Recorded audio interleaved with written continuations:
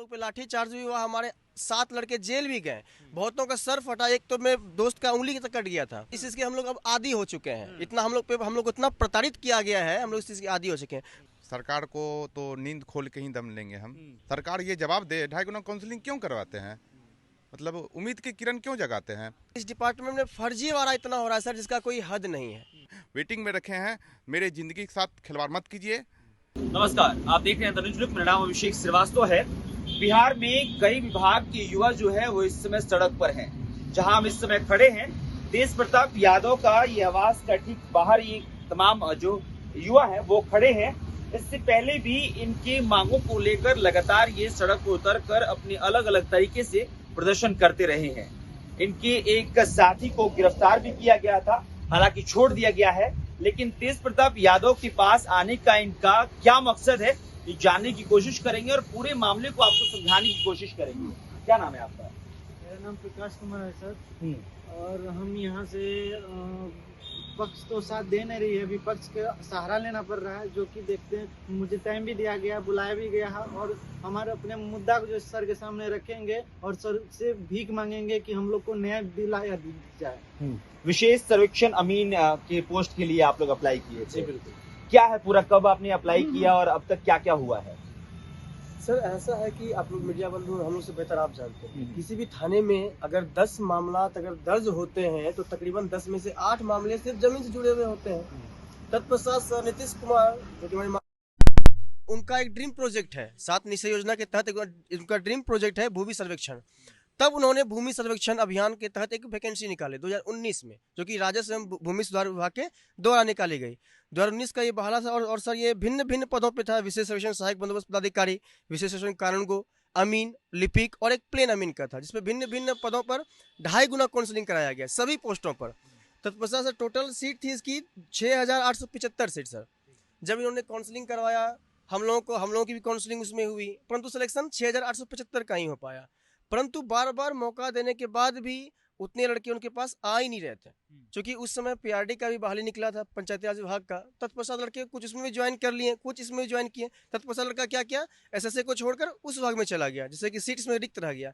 बारंबार उन्हें मौका देने पर जब वो लोग ज्वाइन नहीं किए, तब हम लोग को 27/8/2021 को एक नोटिस निकाल कर विभाग के द्वारा हम लोग को अस्थायी प्रतीक्षा सूची में हम लोग को अंगीकृत किया गया और इस आधार पर हम लोग की लेने की बात हुई डिपार्टमेंट। बाकायदा ये मैं नहीं बोल रहा हूँ सर, ये तो विभाग का खुद एक नोटिस पड़ा हुआ है कि मैं इतना सीट खाली है। उसमें नोटिस में साफ साफ लिखा है, काउंसलिंग के पश्चात तैयार की गई मेघा सूची में नियोजन के पश्चात अवशेष बचे अभ्यर्थियों की सूची को अस्थायी प्रतीक्षा सूची के रूप में अंगीकृत किया जाता है, permanent waiting list not temporary सूचित किया जाता है, एवं इसके आधार पर शेष पदों हेतु चयन सूची बनाने की कार्रवाई की जाएगी। हम लोग सर निश्चिंत है कि चलो भाई 19 का वैकेंसी था, 21 में तो कम से कम हम लोग को मौका मिल रहा है, हम लोग ज्वाइन अब कर लेंगे, परंतु डिपार्टमेंट अब ऐसा कर ही नहीं रही है।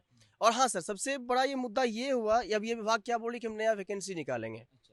ये भी आप लोग कह रहे थे कि सरकार की तरफ से ये कहा जा रहा है कि वेटिंग लिस्ट जैसा कोई चीज होता ही नहीं बिहार में। जी बिल्कुल, उनका कहना है कि वेटिंग लिस्ट ऐसा कुछ होता ही नहीं है। तो मेरा कहाँ से आ गया लिखा हुआ? जी मेरा ये कहना है, जी बिल्कुल सर आपके बात से मैं सहमत हूँ।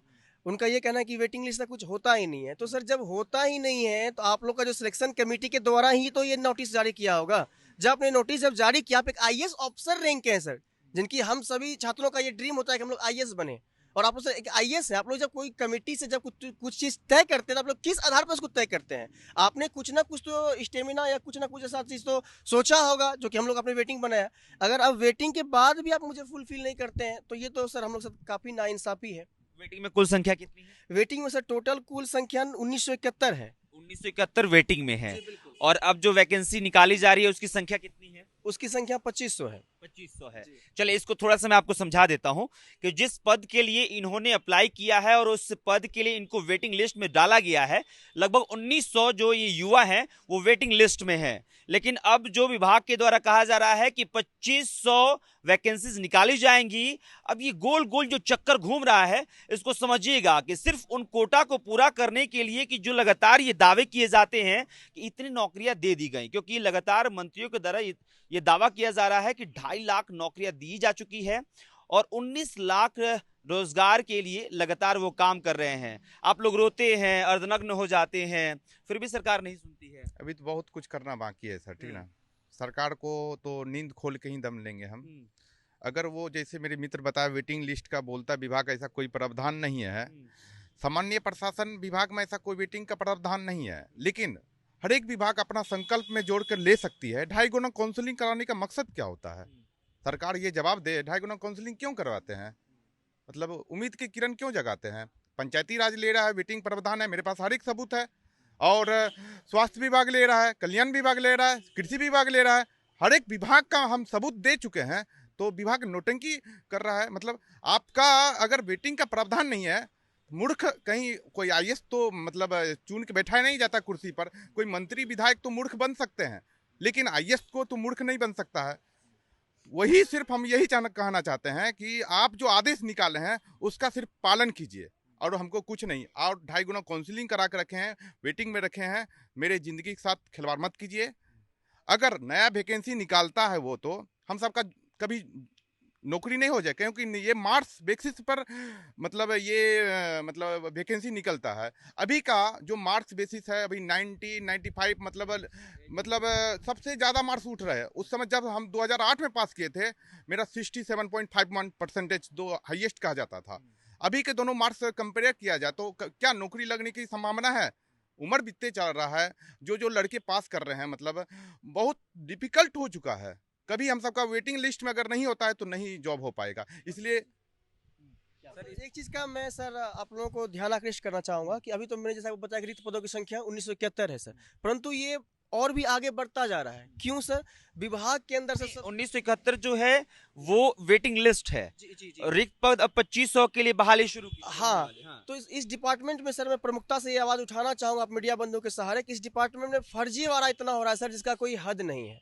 कैसे फर्जीवाड़ा? जी बिल्कुल, मेरे पास साक्ष्य है सर कि ये सब लड़के जितने ने ज्वाइनिंग किया डिपार्टमेंट ने इसे 1.5 साल के बाद, ये तो निकाल भी नहीं रहे थे। हम लोगों ने प्रमुखता से मांग रखी डिपार्टमेंट में 2020 सितंबर में हम लोग पे लाठी चार्ज भी हुआ, हमारे 7 लड़के जेल भी गए, बहुतों का सर फटा, एक तो मेरे दोस्त का उंगली तक कट गया था। ये बिहार के युवाओं के लिए आम बात हो गया है। बिल्कुल, इसलिए तो मैं इसका जिक्र भी नहीं करना लाठी चाहता। खाए, जी। वाटर कैनन से पानी बरसा दिया जाए, जेल में डाल दिया जाए, सभी आम चीज है बिहार बिल्कुल की। आम चीज है सर, जिससे हम लोग अब डरते भी नहीं है। इस चीज के हम लोग अब आदी हो चुके हैं। इतना हम लोग को इतना प्रताड़ित किया गया है, हम लोग इस चीज के आदी हो चुके हैं।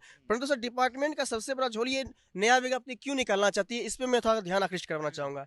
इस विभाग में सर फर्जीवाड़ा बृहद मात्रा में हो रहा है, बहुत ज्यादा मात्रा में फर्जीवाड़ा हो रहा है। फर्जीवाड़ा थोड़ा समझाइए। जी सर बिल्कुल, फर्जीवाड़ा में सर कुछ ऐसा है कि जब लड़के को 1.5 साल के बाद जब उसे फर्जी के नाम पे हटाया गया, तो ये बोला गया कि ये लड़का सब बुंदेलखंड विश्वविद्यालय से डिप्लोमा पाठ्यक्रम का डॉक्यूमेंट्स लेके आया था सर, तत्पश्चात उसे हटाया गया। मैं साबित भी देता हूँ सर, ये सब आपके जिस पद के लिए आप लोग फॉर्म भरे हैं और जिसके लिए आप लोग लड़ रहे हैं, उसमें जिन बच्चों का ज्वाइनिंग हुआ है वो बुंदेलखंड से उन्होंने ज्वाइनिंग ली है, बुंदेलखंड के सर्टिफिकेट पर। आप कह रहे हैं कि ये जाली है और अब निकाला जा रहा है विभाग से। ये पूरा बताइए कि कब ज्वाइनिंग हुई और अब कितने लोगों को निकाला गया? ज्वाइनिंग तो सभी लोग का 2020 में ही करा लिया गया था, परंतु अब उसे हटाया जा रहा है ये बोल के कि लोग फर्जी हैं। तो सर अगर वो लोग फर्जी हैं तो हम लोग तो जेन्युइन है ना। आज तो हम लोग उस फर्जी वाले लड़कों का हम लोग वेटिंग में रह गए। आपको हम लोग को पहले ही अगर आप पहले डॉक्यूमेंट वेरिफिकेशन करवा लेते तो आज ये नौबत आता ही नहीं। और सर ये टोटल लड़के सर, आपको मैं सबूत दिखा रहा हूँ। लगभग वो छात्र कितने हैं जो फर्जी करार? जी तकरीबन सर अभी तक जो फर्जी लिस्ट जारी किया गया लगभग 600 का सर। और सर हद जारी किया गया है ऑफिशियली है, ये मैं नहीं बोल रहा, ऑन द रिकॉर्ड है, ऑन द पेपर है ये। और सर इसमें 600 में सर तकरीबन 594 या 95 लड़के से बुंदेलखंड विश्वविद्यालय से सर्टिफिकेट बनवाया है।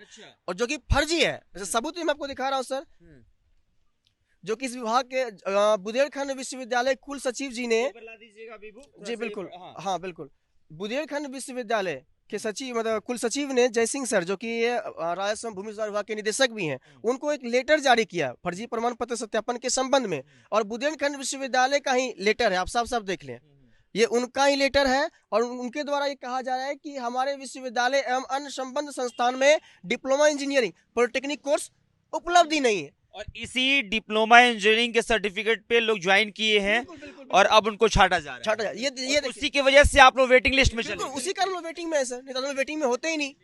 आज हम लोग क्यों वेटिंग, आप ये से देखें वेटिंग लिस्ट में आप लोग का कितना नंबर पे है? नंबर दिया गया क्या उसमें? नंबर दिया हुआ, सीरियल नंबर दिया हुआ। वेटिंग लिस्ट क्लियर होगा तो सभी भाई बंधु का हो जाएगा, उसमें किसी का छूटेगा नहीं, क्योंकि वो अस्थायी प्रतीक्षा सूची बनाया गया है।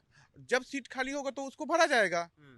आप क्या बोल रहे हैं? सर काउंसलिंग के टाइम में कुछ लड़के ऐसे डर से नहीं आए कि वहाँ पे वेरिफिकेशन हो रहा है, तो डर के नहीं आए कि मेरे जाली सर्टिफिकेट है, उसके कारण नहीं आ पाया, जिसके कारण रिक्त सीट रह गई, जो कि हम लोग वेटिंग में आ चुके हैं। नहीं तो उसी टाइम हम लोग सेलेक्टेड में रहते, ना कि वेटिंग में रहते। सर सबसे बड़ी बात यह है, जब ऑनलाइन आवेदन मांगा गया तो उसमें हुआ यूं कि सबसे पहले कि उसका जो है जो काउंसलिंग करवाया, काउंसलिंग करवाने के वक्त जो थोड़ा मोड़ा जो है टेम्प्रोरी जो है उसको वेरिफिकेशन हुआ, अच्छा से नहीं किया गया। और उसके बाद जो है कोरोना काल था, उस समय क्या किया, ऑनलाइन ट्रेनिंग दिलवाया। फिर बाद में जो ट्रेनिंग दिलवा के 2 साल उससे वर्क करवाया, और वर्क करवा के 2 साल के बाद जो फिर से अच्छा हम लोग के प्रयास से जो है हम लोग रिसीव पता चला कि ये लड़का फर्जी है, तो उसके आप लोगों ने इनिशिएट किया तो उनको बाहर निकाला जा रहा है। बाहर किया गया। अभी 1000 लड़का हम लोग के प्रयास के कारण वो जो है जब भी शो के उठते हैं डेली देखते हैं ऑफिशियल साइट पे, वो फर्जी लड़का इतना 64 को 65 को डेली निकलता है। हम लोग और सर आश्चर्य लगता है कि जितने भी फर्जी लड़के निकलते हैं सब के सब बुंदेलखंड विश्वविद्यालय का सर्टिफिकेट लेके निकलते हैं। कौन सेटिंग करता होगा ये? अब सर इस पे तो सबसे बड़ा दोष है, सबसे बड़ा डिपार्टमेंट का कैसे बिना वेरिफिकेशन का इतना बड़ा मूर्ख बैठा हुआ है, ऐसा लगता है कोई मूर्ख। इस वैकेंसी को 32,000 बोल के 2 साल पहले ही बोल चुके थे, 32,000 हमने वैकेंसी ला रहा है सर्वेक्षण के लिए, इसके कारण जिसके कारण कि सब लड़के डिग्री खरीद के बैठ के रहे। उसके बाद वैकेंसी आया 8,000, उसके बाद उसमें वो भरा गया, सब जो फर्जी पाया गया, जिसके कारण हम लोग वेटिंग में पड़े हुए हैं। तेज प्रताप के पास आए हैं आप लोग, उनसे क्या उम्मीद है? उम्मीद है सर, ये भी तो चलिए सरकार में नहीं है, परंतु ये सदन में रहते हैं, सदन में अपनी आवाज़ को बेबाकी से और बुलंद तरीके से उठाते हैं। हमारे युवा है, तो युवा का दर्द सर एक युवा ही समझ पाता है, इसलिए हमें अपेक्षा और उम्मीद है कि तेजस्वी भैया और तेज प्रताप भैया हम लोग की आवाज़ को प्रमुखता से सदन में उठाने का काम करेंगे। चलिए फिलहाल तेज प्रताप यादव से मुलाकात करने ये लोग पहुंचे हैं, लेकिन इस बात को समझिए कि इनका दावा है कि कई बच्चों यानी कि लगभग 600 अभ्यर्थी का साफ तौर पे ये बताया जा रहा है कि वो फर्जी हैं, और उनकी ज्वाइनिंग 1.5 साल पहले लगभग हुई थी। 1.5 साल पहले ना? जी बिल्कुल बिल्कुल, 1.5 साल पहले हुई सर। 1.5 साल पहले उनकी ज्वाइनिंग होती है, और उन्हीं के कारण कई जो अभ्यर्थी हैं वो वेटिंग लिस्ट में जाते हैं। और अब 1.5 साल के बाद जब ये तमाम जो युवा हैं वो कोशिश करते हैं बताने की कि ये फर्जी लोग हैं, तब जाके कार्रवाई होती है। सवाल ये कि आखिरकार उन विभागों में जो अधिकारी बैठे हुए हैं वो किस लिए बैठे हुए हैं? इन छात्रों का ये कहना है कि जो IAS अधिकारी बन के आते हैं या फिर अलग अलग परीक्षाओं को देकर अधिकारी बनते हैं, फिर उस विभाग के तमाम चीज़ों की निगरानी करते हैं, और फिर इतनी बड़ी गलती हो जाती है कि एक ही यूनिवर्सिटी से 600 बच्चे आते हैं, 550 बच्चे आते हैं और एक फर्जी सर्टिफिकेट लेकर ज्वाइनिंग ले लेते हैं और बिहार में सेवा देने लगते हैं। और वहीं पर कई छात्र ओरिजिनल सर्टिफिकेट यानी कि कोर्स करके और पैसा लगाकर फिर पढ़ाई करते हैं, और उसके बाद भी उनको ज्वाइनिंग नहीं मिल पाती है। उसके बाद वो क्या करते हैं, फलाने फलाने फलाने फलाने मंत्री से मिलते हैं, फलाने अधिकारी से मिलते हैं, तेज प्रताप यादव की आवाज़ के बाहर खड़े रहते हैं, कभी तेजस्वी यादव की जो कि विपक्ष के नेता हैं उनके आवाज़ के बाहर खड़े रहते हैं और लगातार गुहार लगाते रहते हैं कि कुछ ऐसा हो जाए जिससे कि सरकार सुन ले। इससे पहले भी अर्धनग्न होकर इन्होंने कोशिश की कि सरकार के आंखों को खोला जा सके, लेकिन सरकार इस मंशा को लेकर शायद बैठी हुई है कि बिहार के युवाओं के हिस्से में आंदोलन और इस तरह की एक्टिविटी को लिखा जाएगा और ऐसा करते रहेंगे और इनको फिर जेल में भरा जाएगा। फिलहाल क्या कुछ होगा लगातार हम आपको अपडेट देते रहेंगे। बहुत बहुत शुक्रिया।